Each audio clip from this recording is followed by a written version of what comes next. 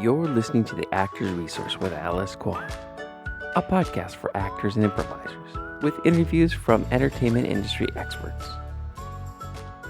Today we have a mover and shaker in the Bay Area acting and filmmaking community. We have Rosie Cruz as our special guest. She is a graduate of San Jose State University's Theater Arts program and has worked steadily as an actor in the Bay Area and LA markets. She continues to study with top Hollywood acting coaches to refine her craft, and her recent film and studio television highlights include A Normal Life, Oksana, and NBC's Trauma. She co-founded New Works West Theater Company in the San Francisco Bay Area, and she is the co-creator of Hush, the series, an award-winning internet series inspired by true events. Her new media credits include the Dyke Central Pilot, and for nearly 2 decades, she has developed a thriving event planning business. She's a true creative entrepreneur living in the Bay Area with her husband and 3 children. Welcome, Rosie! Thank you! First question, do you follow Tony Robbins? Because he's like a big deal, right? And he does great coaching. Do you follow him for all your business stuff? One of my friends invited me he came to San Jose last year. And before that, I knew of him. I knew that he was a motivational speaker. I've seen some things that he's done. I actually watched I Am Not Your Guru. Like about 8 months prior to him, I didn't even know he was coming. And then like a few weeks, my friend said, "Hey, I'm getting extra tickets. Do you want to go?" Mm-hmm. I go, and I didn't know the commitment and the impact that it was going to have, or the commitment. It was a 4-day seminar. I had no idea. I was like, okay, sure. And then I found out it was like a 4-day program. And now I really love, what he teaches, what he's about, how he, like you said, he's just really big. And I had no idea, but there were a lot of things that he taught that I was in line with and I didn't know. But yeah, now I'm very tuned into like who else is influenced by him and what he's done and all the people that's worked for him, all the people that have modeled their businesses after what he does. And like you asked me a few months before that event, I had no idea what a life coach was. Mm-hmm. I was like, yeah. That's cool. Actually, it was a year before. I met this life coach a year before that, and I was really curious what a life coach was. I really was. I was like, so what do you do? And people really need this? It was like a new world sort of, and maybe I'm a late bloomer, but. Yeah, I think that there's a certain sect of people who are more business entrepreneurs that might be more aware of life coaching, whereas I think a lot of people may not have heard of life coaching, right? Mm-hmm. Yeah. Is it a new thing in he's definitely a coach. Tony Robbins, yeah. Yeah, like he's a coach. I don't know if we would categorize him as a life coach, but he encompasses everything, it seems like. Mm-hmm. But there are other people that model like little specific areas, and life coaching is one of those specific areas, and I've always been an entrepreneur. And my husband, he's always been an entrepreneur ever since he was a little kid. He's always like developed these little things to sell or do or create a business out of. And yeah, he never knew what a life coach was either, or even a business coach. Well, maybe it is fairly new. I mean, I've heard of it over the past, I feel like maybe 3 to 5 years. So maybe that's still pretty new, right? Mm-hmm. Yeah, maybe. But Brooke Castillo, who is my life coach, I've been listening to her podcast for over a year, and then I joined her program. She has been a life coach for 10 years, and that was in the way beginning. So I think it's been around a little longer, just never really caught on, and. And do you feel like since you signed up with Brooke and getting life coaching from her, do you feel like that's something that has helped you with your acting as well? Or is it more just business? What's interesting is the model that I think all of these life coaches have some sort of model that they integrate into their program.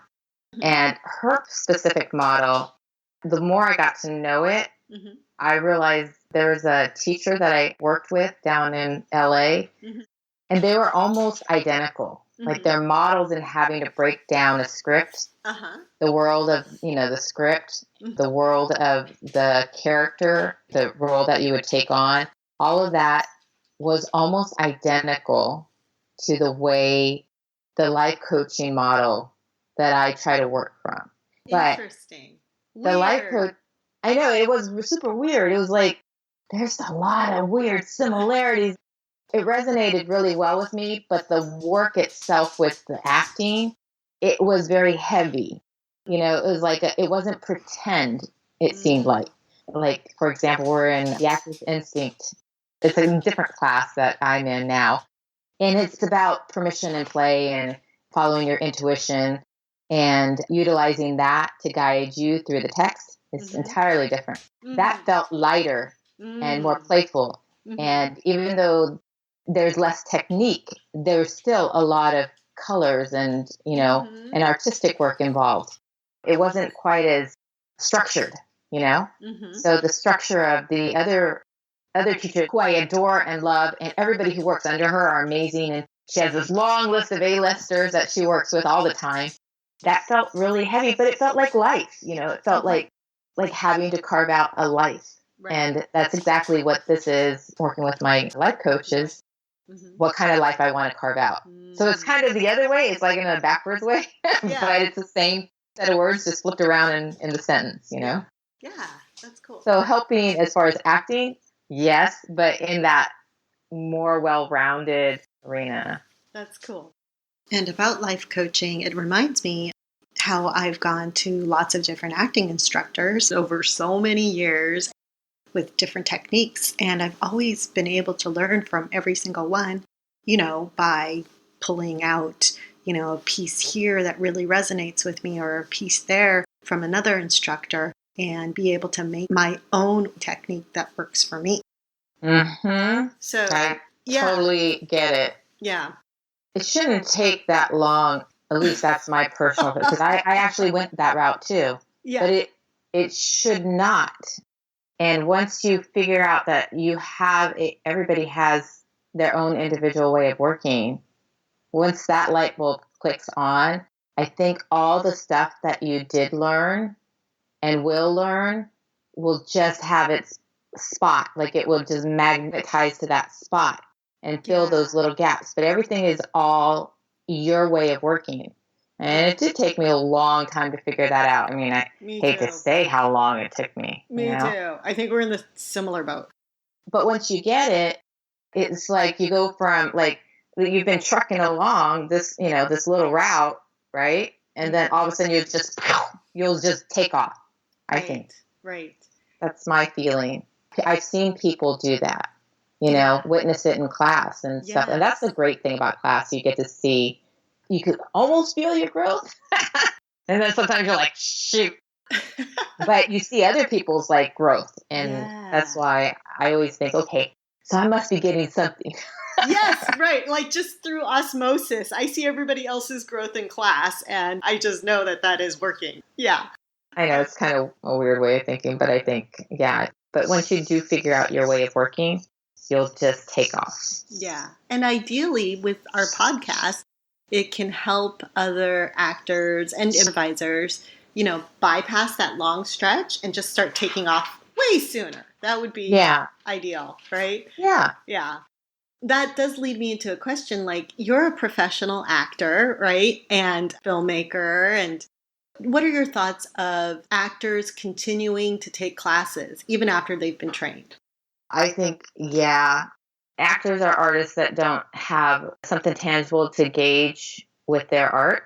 They have to live a life form. And you need some other set of eyes to work on that, to see if those expressions come through. So you need an audience. I mean, that's the whole purpose of an actor, right? You need that audience feedback, period, whether it's a live audience on a stage or an audience in a workshop sort of classroom setting. Mm-hmm. So that's why I think it's important to continue and do classes, workshops, however you want to do them. You could pay for them.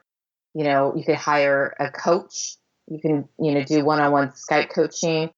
There's all sorts of ways, but you have to continue to be in front of somebody and gauge that audience to see if you're working those muscles, that intuition. You got to use your mind, your body, your spirit, all at the same time. So I don't know any other job or profession that you can do that, and just, you can't do it by yourself. You need somebody else. Right. You need a partner. Yeah, you need an audience. So, and from what I understand with, even the big names that we know of, like our household names, they have coaches that they coach with. And it took me a long time, I guess, to grasp that idea. Well, once you're there, aren't you there? Yeah. That's what I used to think. Like, you don't need any more coaching. What are you talking about? Yeah. Yeah, but you're always, as an actor, I think you're, at least for me, I always want to work on a project that pays. But yes, I always want, but I always want to work at that foundation and play with it, engage, and that's the art of it. I've worked with a couple of casting director workshops come into town in the Bay Area. I try to enroll in those because they see so many actors all the time on all levels. So I listen to what their stories when they come and they talk about who does what. And one of my husband's favorite, Rosie Perez, she has a coach that she works with. It was one of the casting directors that came up. Her name slips my mind, but Nicole Kidman has a coach. Marissa Tomei has a coach. They all have a coach, and they take them with them. I used to think that it was, when Jennifer Aniston would come out and say, oh yeah, my acting coach would be on set with me. I thought, really? How wonderful is that? Is that new? But it wasn't. No one just really talked about it. So it's kind everybody. Yeah. It's not something that seems to be really out in the open, that many professional actors have acting coaches with them on set. And I think it's important because, like a director, a DP, all those people they're doing their job and they want to focus on their perspective, their art, their, what they're trying to get out of it. And as an actor, you're at that level and you've been hired, but who's there to make sure that you are doing what you really want to do or know what you can do, with that material. So I think it's important. I think it's vital. I don't think it's important. I think it's vital. It's probably one of the most vital things we can have. It's a tool. What would you say is your best resource as an actor? Would that be it or something else? No, it's not secondary, but one of the reasons why I work with this last coach is because he always turns it around and makes it my responsibility, but not in that sense, not in like it's this heavy thing. It is permission. I think as anybody across the board, and this is where life coaching came into play for me, is you have to give yourself permission, and we don't always do that. And as artists, it doesn't matter what kind of artist you are. And this is one of the reasons I think we all get into some sort of art form is expression. And we've had a hard time expressing things in our normal everyday life. We were told how to be, how to do things. We were given instructions throughout our entire life from pre-K to graduate school. And we're told how and what to do. Whereas when we get into life, you're supposed to apply that and apply all these rules. Well, in art, you don't. And so we get a little lost in, well, how do you do things? It's not so much that, it's how not to do things. There's a freedom of expression in all of this. And where do you go? So you have this free range and you don't know. You just never had it before. So you have to give yourself permission.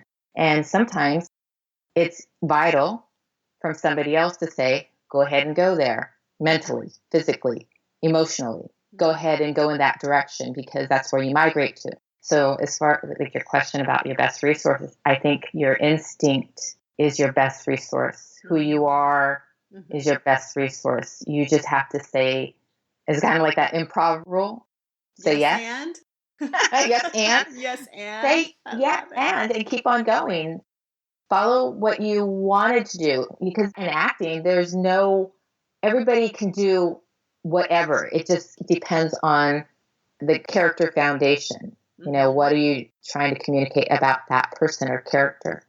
And go there. Yeah. I mean, the writer didn't write somebody boring. He wrote a character for a specific reason to carry out something. So it's okay. You have to give yourself permission. Long-winded answer. It's your own instinct. Nice. I love it. That is great. And we all have it, right? We were born with it. We're born with it. We might have gotten it pounded out of us, but it's still always there and you can get it back. Yeah, I really think so. And that's what's, great about the artwork is, well, you'll learn a lot about yourself. And that's, I guess, where life coaching came in, was what did I tell myself I couldn't do? Yeah. Self-limiting beliefs. Yeah. Yeah. Yeah. Yeah. And also maybe the permission for better self-acceptance. Yes. Very cool. So you started the Actors Conference, and that was amazing. Thank you for doing that. What made you start creating the Actors Conference? And will you continue to do that?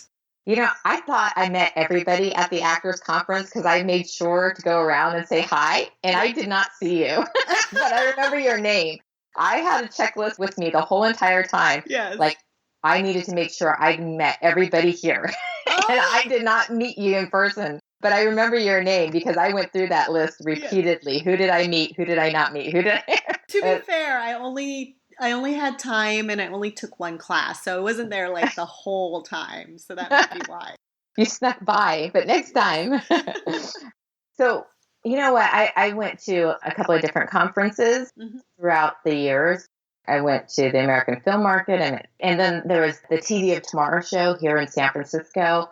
I went to Apps World, I think that's what it's called, just to get a sense of, what conferences in our industry was like, the creative conferences. And the more I learned about it, the more I go, gosh, these are some really great resources, Like, how come we don't have any resources? And we are a professional part of this industry. Why don't we have something like that? So I started looking to see what was out there, right? I just went through the internet and just looked for Actors Conference. What could I find? I came across something in, I think it was the UK, and then it was brought to New York City. And then I remember backstage, they did something similar like years ago, but I couldn't find anything that was coming up. I really couldn't. I was like, what did they do? What would our conference look like? Because my experience at the American Film Market was amazing. I met a lot of wonderful people.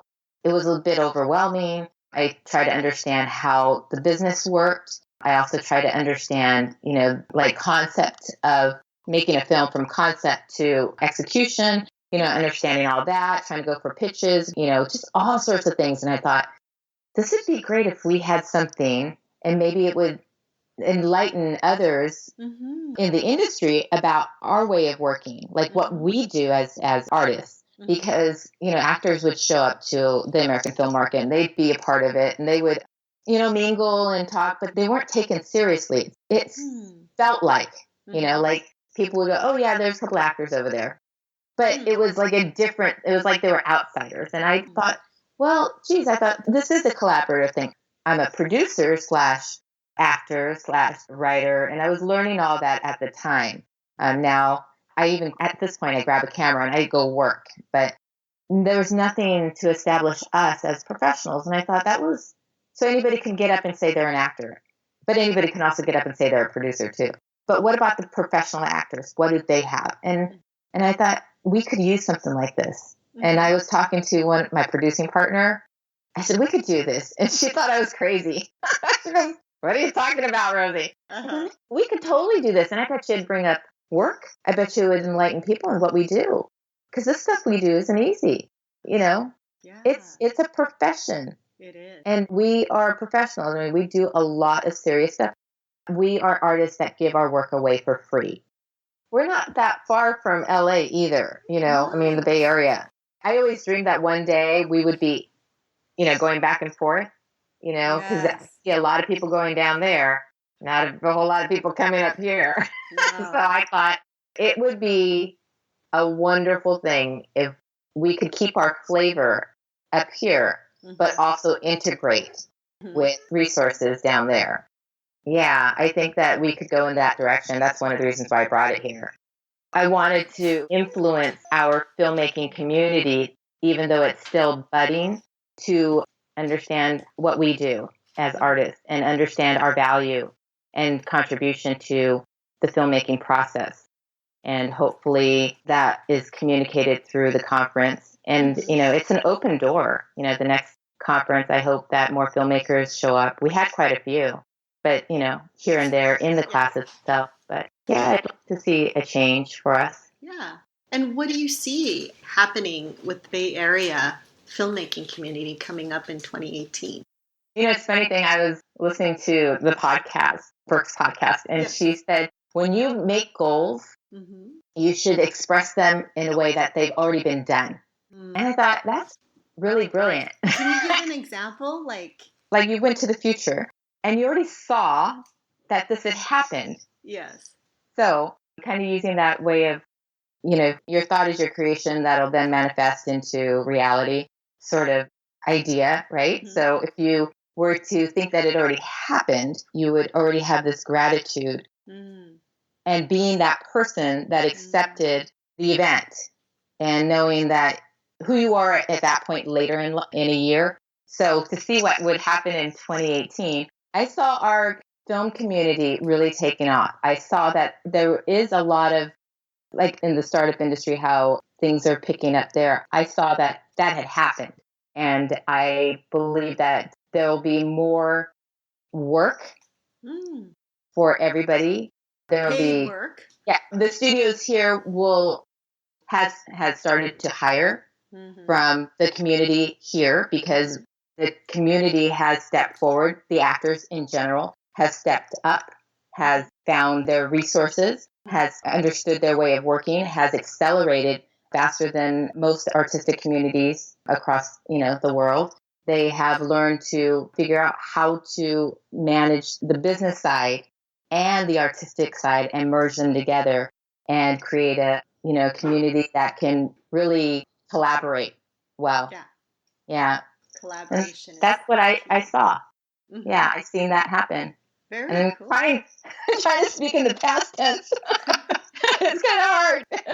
Jump from a year from now and see the future. Be in the future and see the past and tell you about it. In the present. In the present, yeah. But you know what? Your imagination's your best resource too, right? Yeah. And that's what we have. Yes, your imagination, intuition. Oh my gosh, I was just reading this book. I'm almost done. It's by this author, Sonia Choquette, and she's known as a psychic.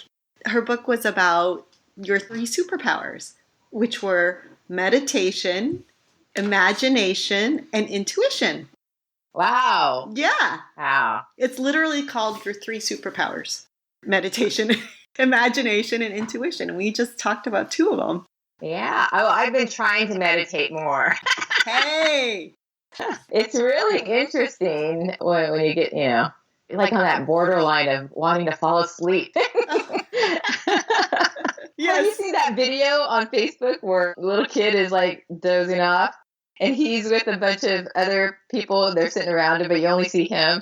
And they're meditating. It's obvious that they're all meditating, and he's meditating. And he must be like 6 or 7, and he's... Oh, I haven't seen it. Oh, it's so funny. It's all over. But yeah, it's good to be in that sort of area of... It's almost like a dream state. Yeah. Sometimes when I hit it right, like when I meditate, and I don't do it regularly and as much as I want to either, but sometimes when I do it, like I'll hit this like feeling, and I know I got it because it feels almost like a type of alternate consciousness, like a type of high, a drugless high. Yeah. I might take that out. But that's a good... I might leave it in. I don't know. You might get more people to meditate. So this is part 1 of a 2-part series with our special guest, Rosie Cruz. Please check her out at theactorsconference.com, and you can find out more about her, sign up for her newsletter. If you're in the Bay Area, check out her studio. And thank you so much for listening to the Actors Resource Podcast. Please come back and check out episode 2.